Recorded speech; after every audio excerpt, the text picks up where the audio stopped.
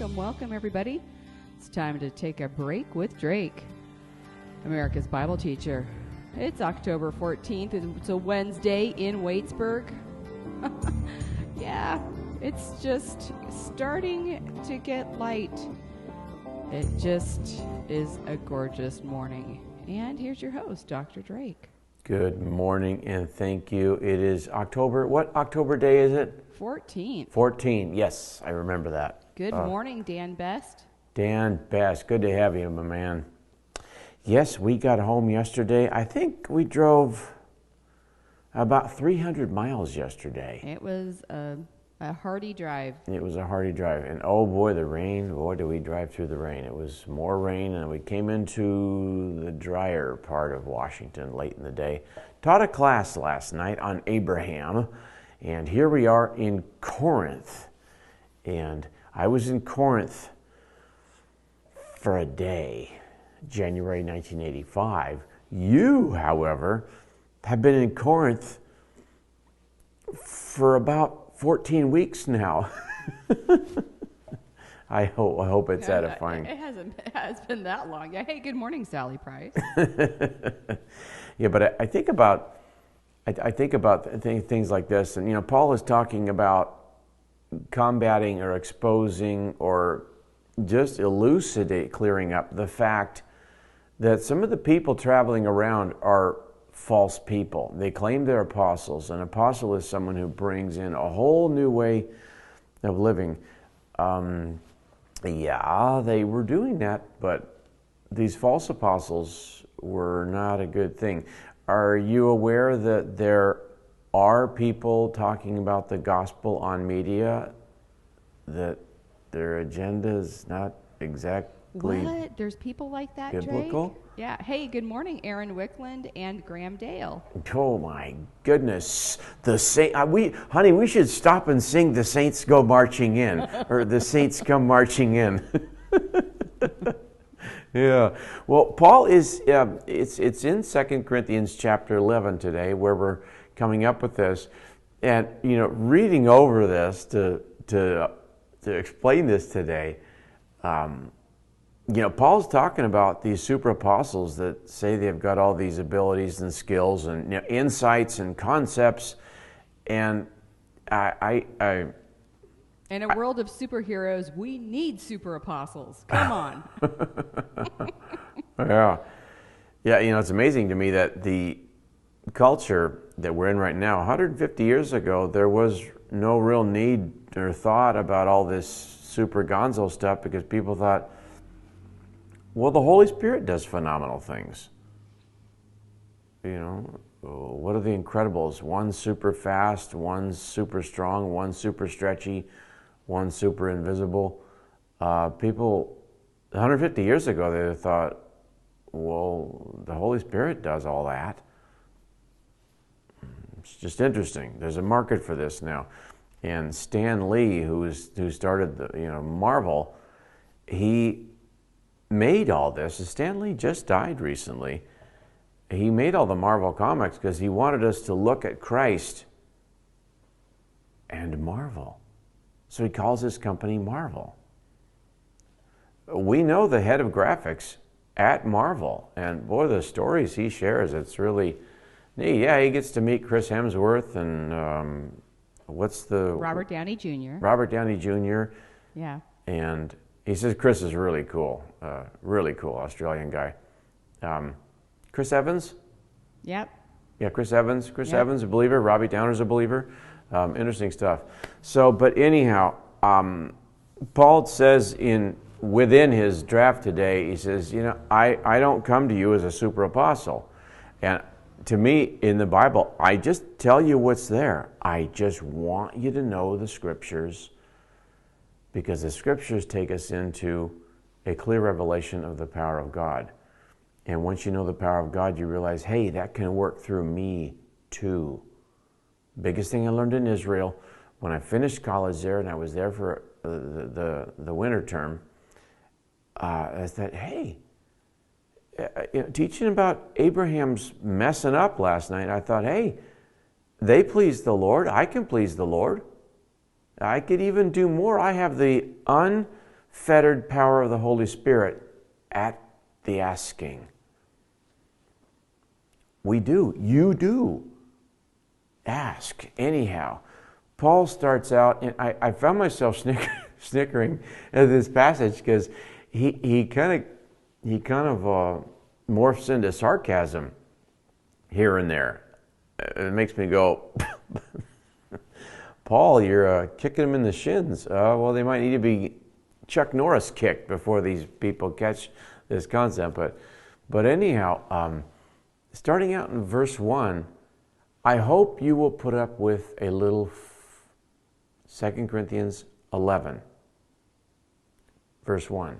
So we're in 11, not 10? Yeah, excuse me, 11. I hope you will put up with a little of my foolishness, but you are already doing that.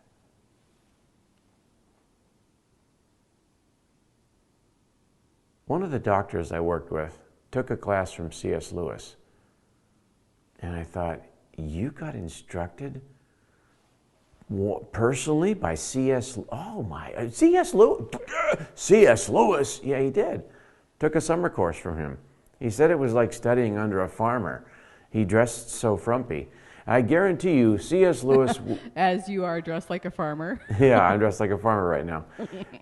I hope you'll put up with a little of my foolishness, but you're already doing that. C.S. Lewis would never open a lecture like that. Paul opens chapter 11, I hope you'll put up with a little of my foolishness, but you're already doing that. This is Paul. He's being sarcastic. In Narnia, the very first movie that came out, Georgie Hensley, I think was the name, one of the kids, and I think she was Lucy. Anna Popplewell. That's right. She was Susan. Mm-hmm. And Edmund, I forget. It's been a while. Every time an adult is talking to a child, they're using sarcasm. Yeah. Did you catch that? What? Paul's using sarcasm here. What? What did she say again? What did she say? Lucy. What did Lucy say? Well, I don't have a quote from Lucy, but every time an adult addresses a child in Narnia, they're using sarcasm. Oh, yes, yeah. In retrospect, I would use sarcasm on the kids, and I wish I didn't, but I just thought, well, talking straight to them they're not hearing it. Being truthful they're not hearing it. Their widower, late father, he used volume. They didn't hear that. I'd be real systematic and patient. I'd get this far away from their nose. I'd say, listen to me. We're going to be back at 2 o'clock. And they didn't hear that. I tried sarcasm. It's just interesting. What does Pink Floyd sing in the wall? No dark sarcasm in the classroom. It's an English tactic. Paul uses sarcasm here. He's going, you Corinthians, why are you listening to liars? I hope you'll put up with a little of my foolishness, but you're already doing that. Paul has the equivalent of probably 4 PhDs. He's a master at many languages. He understands culture. He understands the rabbi of rabbis from the best tribe, and he opens this chapter with a sarcastic statement. It just, wow, what is it? I am jealous for you with a godly jealousy. I want you. You're veering away, and there's some people coming through that are lying to you, and you're believing it. I am jealous for you with a godly jealousy. It's a good thing. I am the Lord thy God. I'm a jealous God. And he should be. The people he created, not Baal, are following Baal. It's a weird thing when a parent goes through, like, hey, this kid is from me. He should be listening to me, and they have no problem listening to you. But then they get junior high and stuff, and they just start listening. Anybody who can say anything idiotic, online, on text, on phone, on Pinterminster face. Well, it's like they have their ears tickled.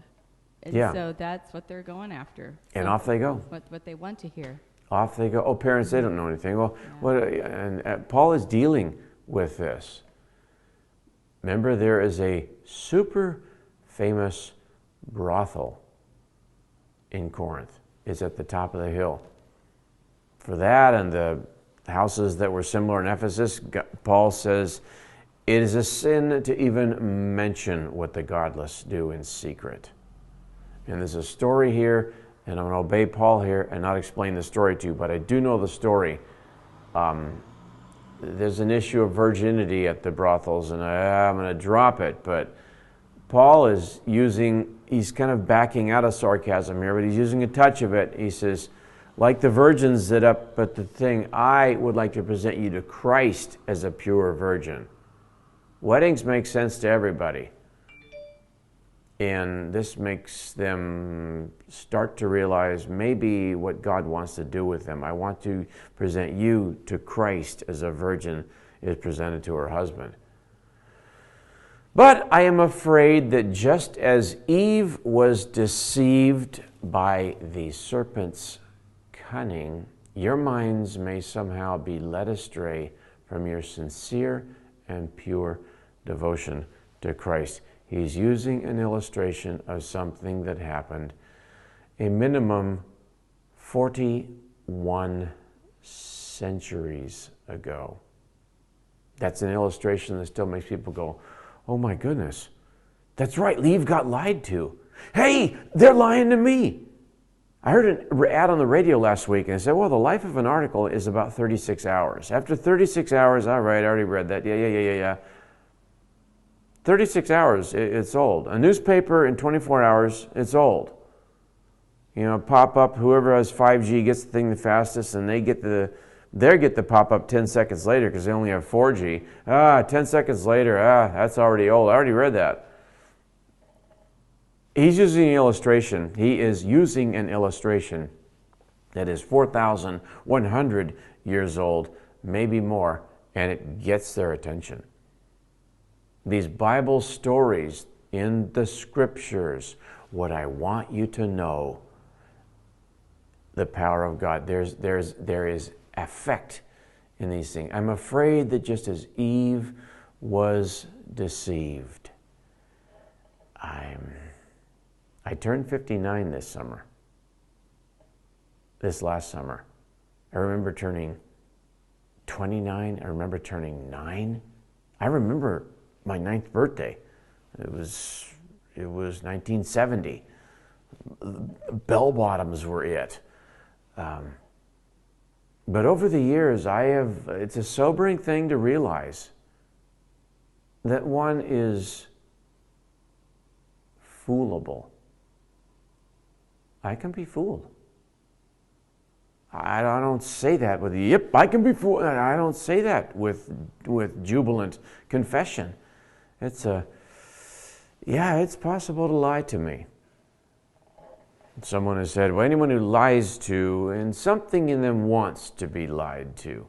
People tell you what you want to hear.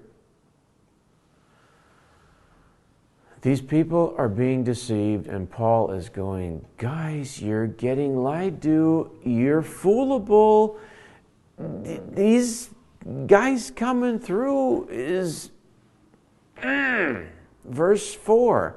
If someone comes to you and preaches a Jesus other than the Jesus we preached, or if you receive a different spirit from the one you received, or a different gospel from the one you accepted, you put up with it easily enough. Hey! You don't go, oh, this something in my spirit doesn't feel right. Something's not too good about this.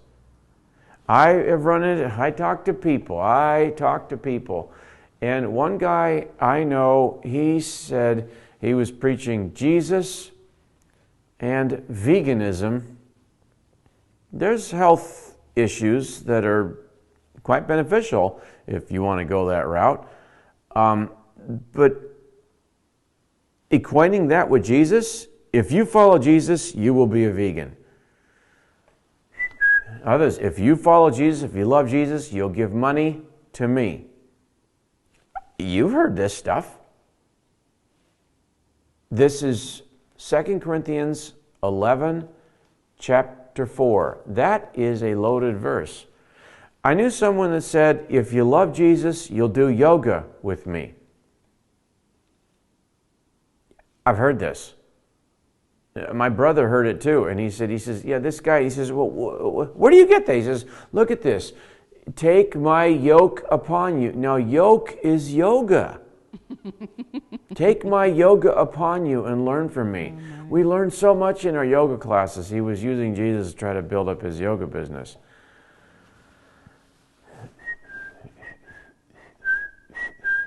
Feeling cuckoo. We had a lady in the church I was interning in 30 years ago, and she said, Christ is very conscience-raising. We take communion to raise our conscience. That is New Age prattle. I know people that go to Boulder, Colorado, to quote Tony Campolo, so they can find themselves. Christ wants us to find Christ. Colossians says, when Christ, who is your life? Christ is your life. If you don't find Christ, you'll never find your life. You find yourself in Marin County, California. The terrible fires have gone on there, but Marin County invented the hot tub. Everybody wanted to come to Marin County and find yourself. Suicide is the highest in the USA in Marin County. People find themselves and they go, whoa, I don't like what I see. Augustine found himself, drove him to Christ. St. Anthony found himself, he was so repulsed, he ran to Christ. Then he really found out what the cross means. Christ doesn't give you higher conscience raising so that you can find your inner Om. That's not it. I know this one guy that he swarmed in on this church and started talking about the comfort of Jesus, the comfort of Jesus. Okay, what are you getting at? He was very poignant, perfect, and precise to find all the newly divorced women or the women whose marriages were on shaky ground. And he gathered and he talked about the comfort of Christ, and I'm going to give you that comfort. He was trying to get a little lady cult going. He was confronted, and he got told, you knock this off, you guys, it's a free country. Oh, now you're quoting the Constitution. You seem to be wanting to change the subject here. He was talking about the comfort Jesus. He then waddled into church on a Sunday, and the pastor looked out, said the vet, and saw the guy sitting in church. He was trying to hit on more ladies. Come to me, I'll show you the comfort of Jesus. Pastor stopped and said, we're not going on with you in the building. You need to leave. He stands up, hey, but wait, guys, your pastor is this, your pastor is that. The pastor told me this story. My goodness. I missed that Sunday because I was out speaking about a mission I was on. But what a scene. Elders rose up, got the guy, lifted him just this far off the floor. When you're that far off the floor, you can't walk or anything. Then you can do cartoon running. Yeah, he did the cartoon running, but the one guy that picked him up was big, tough logger, and he was about 295. And the guy just took him outside, and they shut the door, locked it, and they had church without him. He claimed he was an apostle to come and bring a whole new way about the comforting Jesus. Wow. This happens. Weird stuff. Nuts. If anyone comes to you and preaches a Jesus other than the Jesus we preach, if someone's theology bucks Paul, it's a cult. If someone botches the Trinity, they're a cult. If someone gives you a different story than the grace of God, they're a cult. Paul is hitting on this. 2 Corinthians 11, chapter 4. And he goes into, I try not to laugh. Verse 5. Oh, you're laughing. 2 Corinthians 11:5. Okay, let me tie this together, part of verse 4 again. If anyone receive a different spirit from the one you received, or a different gospel from the one you accepted, you put up with it. You so easily put up with it. You put up with it easily enough. But I do not think that I am in the least inferior to those super apostles. Yeah, I use a handsaw. They use a laser saw. I have a push mower. They have a ride mower. Yeah, I get it. I have a toy airplane. They have a Boeing 737. Oh yeah, I get it. I'm inferior to these super apostles? Yeah, okay. Oh, I may not be a trained speaker, verse 6, but I do have knowledge. We have made this perfectly clear to you in every way. These guys come through, they're trained, oratory, eloquent oratory, that was a thing in Roman palaces. Oh, let's have some oratory. It's neat stuff. The speakers get paid. I hear about these politicians that retire from politics. They get $250,000 for a 1-hour speech. Wow, yeah. And I've heard some of these speeches, and they're pretty inane. Paul says, I'm not a trained speaker. I love this other passage where he says, I don't come to you with fancy words. I come to you with the power of God. If you went somewhere and you had spinal meningitis. We had a babysitter when I was a kid, and I remember that word. She says, I had spinal meningitis. I was in such pain, I begged my husband to shoot me. Aw, that's awful. Yeah. Neat lady. And one time, she wasn't much bigger than 4 feet tall. She was a little taller than me, but she wasn't much. And she said one time, one of her children got into a pen where a mean cow was in there, and this lady is a little more than 4 feet tall, and there was a 4-foot fence. She tore after this, toward this fence, and pew! She hurdled a 4-foot fence that came to right about here. What, she jumped over it? Hurdled straight over it. Oh my and went out there and just tore and caught her kid and got it to the gate. Oh my goodness. A Holstein bull will kill a human. Sure. She was that determined. Anyhow, she said she was in such pain once that she begged her husband to shoot her. Would you please shoot me? Please kill me. I said, no. And we met her after she got healed of this. But if you had spinal meningitis, would you rather encounter Peter and Paul and James and John, who have, I don't have money, but I'll give you what I have. I have Jesus, and I'll give Jesus you and Jesus, and this guy's on his feet again. If you had spinal meningitis, do you want Peter, James, John, and Paul to come and touch you and heal you? Or do you want to hear a flowery speech? I'll take the healing. I'll take the healing over the speech. Oh my goodness. Paul says, okay, I'm not a trained speaker. What do you want? I'm just going to tell you what is, what needs to be, what God can do for you, what the devil would like to do to you, and what we all therefore need to do. I'm just telling you that. It couldn't be more clear. I'm not a trained speaker, but I do have knowledge. We have made this perfectly clear to you in every way.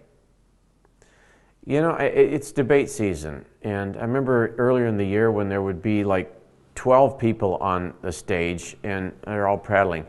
And I always get, when a politician says, well, in the interest of public safety.